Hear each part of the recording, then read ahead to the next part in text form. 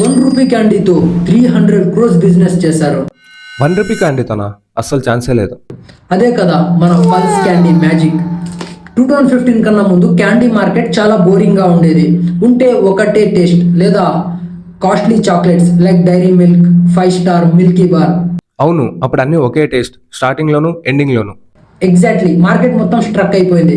Candy market లో ఎవ్వరూ కొత్తగా ట్రై చేయడం లేదు. బట్ డిఎస్ గ్రూప్ కి తెలుసు మన ఇండియన్స్ కి మసాలా అంటే పిచ్చి అని. వాళ్ళు చేసిన ఎక్స్పెరిమెంట్ అయితే చాలా సింపుల్. కచ్చా ఆమ్ ఫ్లేవర్ ని సెలెక్ట్ చేసుకుని ఒక సీక్రెట్ బ్లాస్ట్ పెట్టారు. ఆ సీక్రెట్ బ్లాస్ట్ ఏంటంటే ఆ చాక్లెట్ లోపల ఉన్న సాల్ట్. ఆ సాల్టే ఇప్పుడు గేమ్ చేంజర్.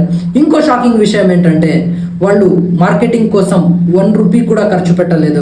వాట్? మార్కెటింగ్ చేయకుండా అసలు ఎలా హిట్ అయింది? అదే కదా magic of pulse. Just launch చేసిన 8 months లో 100 crores రెవెన్యూ క్రాస్ చేసింది. 8 months లోనా? ఈ మైల్ స్టోన్ అచీవ్ చేయడానికి దాదాపు కొన్ని ఇయర్స్ పడుతుంది. దానికే షాక్ అవుతున్నావా? జస్ట్ 2 years లో 300 crores రెవెన్యూ క్రాస్ చేసింది. ఈ 300 crores లో నా కాంట్రిబ్యూషన్ కూడా ఉంది. ఎందుకంటే నేను చిన్నప్పటి నుంచి ఆ చాక్లెట్స్ ఎక్కువ తినేవాడిని. నువ్వు చిన్నప్పటిది చెప్తున్నావు. నేను ఈ స్క్రిప్ట్ రాసేటప్పుడు కూడా ఆ క్యాండీ తింటూనే రాసా. వాళ్ళు ఫాలో అయిన బిజినెస్ స్ట్రాటజీ అయితే చాలా సింపుల్.